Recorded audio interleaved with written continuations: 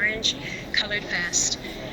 The man that's beside him on the left, with his hand on his hip, that's John Adams from Massachusetts, and they were not friends during this time period. They had very different political views. They really didn't like each other personally, and the artist wanted you to know that. So look at their feet. You'll see what the artist has done. Everybody? Yeah. Thomas Jefferson is stepping on Mr. Adams' toes. It's very subtle, kind of gets the point across, kind of lets you know the relationship.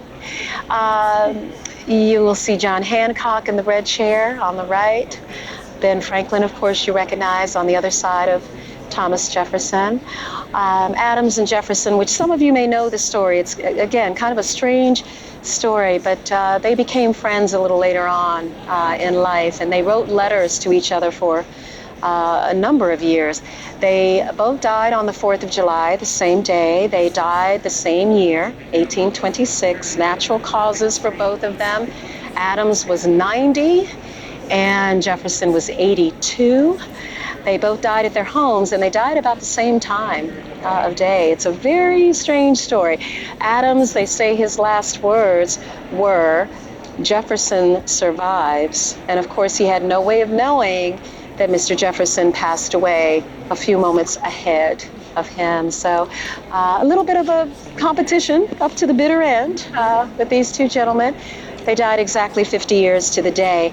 Again, all four paintings on this side of the room were done by Connecticut artist John Trumbull. They're all restored.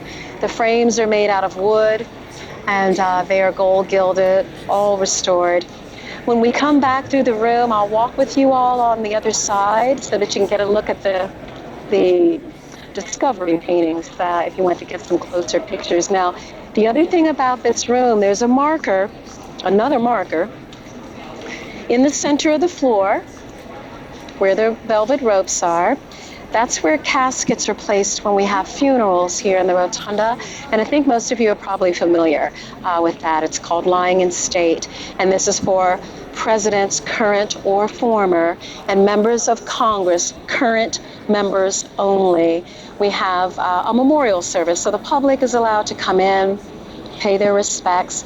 Last year, the Reverend Billy Graham from North Carolina, also Senator John McCain from Arizona, and President Bush, George H.W. Bush last year as well. If it's an assassination of a president, the funeral will automatically be here, but otherwise the family decides. So Congress will extend that offer to them. If they agree to it, then the House and Senate will pass legislation. So it is an extremely high honor, and it is by joint resolution of Congress. For the ladies in the group, only one woman has been honored with a funeral here since 1863 until now. Her name is Rosa Parks, October 2005, civil rights leader.